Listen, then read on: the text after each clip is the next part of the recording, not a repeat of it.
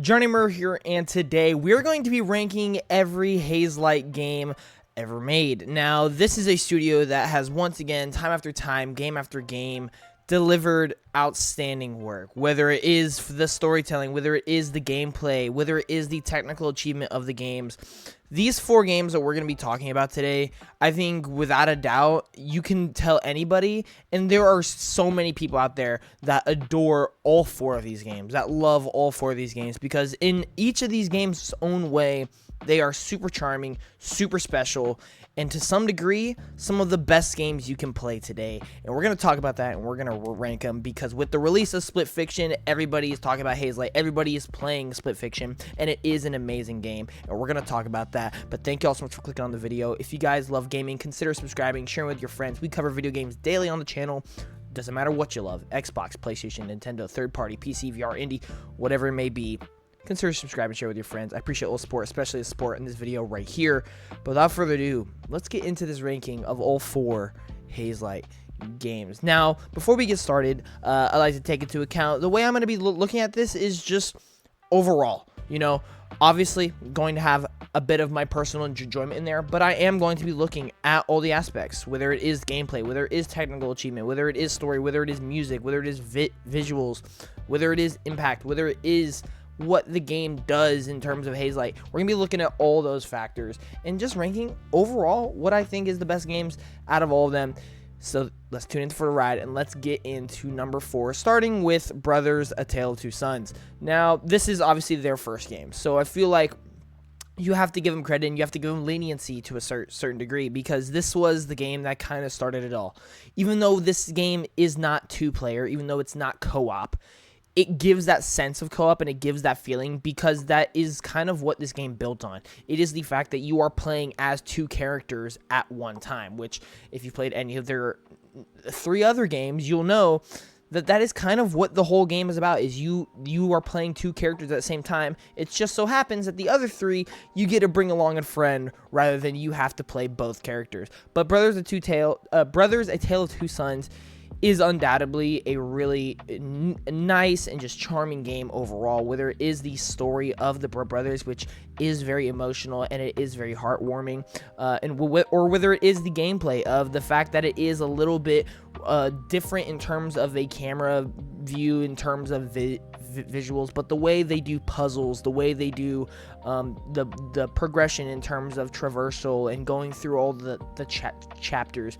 In a weird way, I kind of compared this game to the Plague Tale games, where you are playing as Amicia, but you have Hugo right there with you. You have Lucas with you, right there with you. And you are solving these puzzles. You are getting through all these dangers together, but it's really just you against everything. But they do such a great job of making you feel like you have companionship and making you feel like you are on this journey. I just think, you know, overall, when you look at the pacing, when you look at some of the game mechanics, when you look at some of the technical things that they were able to do, and just when you look at, you know, what this game does as an overall product, I think, you know, they've definitely improved game over game.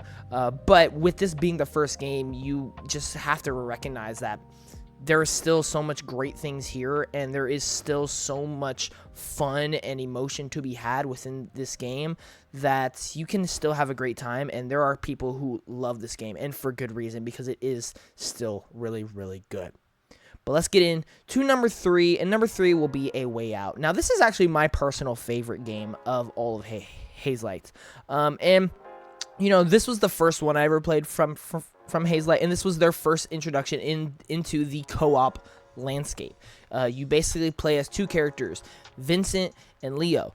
And this is a game where you and Vincent and Leo, you and a friend, basically are prison inmates, and you basically have 2 completely different backgrounds, different stories, but you come together to try and escape prison, and it ends up embarking on this super emotional, just thrilling adventure that feels like a movie. It feels like a Hollywood blockbuster, and it just hits all the right notes in terms of narrative. I think this is honestly one of the more memorable narratives I've played within the last 10 years, just because there are plot twists that make you genuinely gasp or genuinely surprise you. There's no, it's kind of hard to predict where the story's going at times because there are so many plot twists, but also there's just so many great character development moments throughout this game. It just really makes you feel connected with these characters in which you are embarking on this 10-hour journey with. And you know, in terms of gameplay, this is your, you know, Hazelight. Let's take, hey, what can we do with split screen? What can we do with the power of two different players, enabled them to solve puzzles, in order for them to defeat enemies, in order for them to get through all these chapters. But they do it in a way that we haven't seen Hazelight do since this game, and that is realism. You know, this game is more on the realistic side of things, whereas the other games are not, you know. But A Way Out somehow manages to capture that Uncharted feeling, but being so Hazelight in their own right. You just see the DNA seeping through everything in this game, and it is just so special, and it just leaves a super memorable and lasting impact on you far after you finish the game. And that's what I love about this game. Is it may be on the shorter side, it may be on the, hey, we're still trying to figure this whole co-op thing out, but it's so memorable because it's so good. Whether it is the narrative, whether it is the gameplay, whether it is the characters, whether it is so many different aspects, whether it is the fact that this is the only game where you could say they tried realistic graphics. This game just holds something special in terms of, hey, Hazelight's portfolio. But still, when you look at the other games ahead, it's just, this is the fact that this was their first entry into the co-op genre, and they were still figuring things out. They have just improved over time, but this game did lay down the groundwork, and this game is still special to its own right. But moving on to number 2, our runner-up is actually going to be Split Fiction.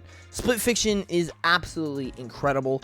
What they are able to do with this game technically is, quite frankly, on another level that no studio has really been able to do.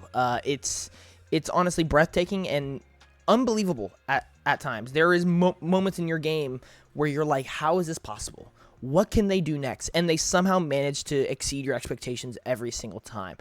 This game's gameplay is continuing to innovate. This game is continuously entertaining you, making you super excited to see what comes next, and it's just such a fun ride from start to finish. There are chapters, there are abilities, there are gimmicks that happen throughout all the game that just continues to surprise you and make you be like, man, this studio just knows how to get so creative and have so much fun with it, and you have to respect it. Also, this game has incredible side stories.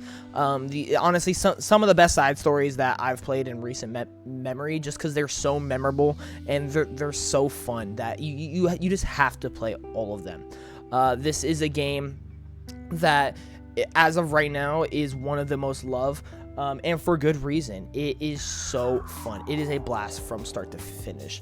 Now, in terms of all the Hazelight games, I do feel like this one has the worst narrative and story. I just don't feel the writing of the characters lives up to the hype of what Hazelight has done in the past. I think all the other Hazelight games have better characters, but nonetheless, this is a game where you will still find some likableness within the characters. They do have some funny moments. There is actually quite a few funny moments in this game with some fun lines, and you know, there are some emotional beats. While they may not hit as hard as what it seems like they were trying to do, it's still there, and to somebody who maybe doesn't go into these games looking for the biggest of story, there's still some enjoyableness to have within the narrative.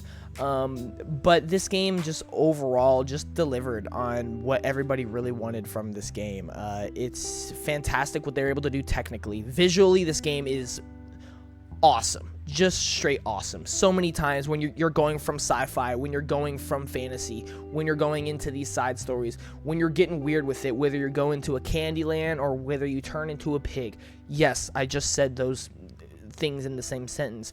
That just capture your heart because it's so great to look at, it's so great to play, and it's so great to get through and see what's next. And that's, I think, what this game does better than all the other Hazelight's games, is it's always pushing the game forward every time you go to that next thing. What's next? Oh, it got bigger, it got better. What's next? It's getting bigger, it's getting better.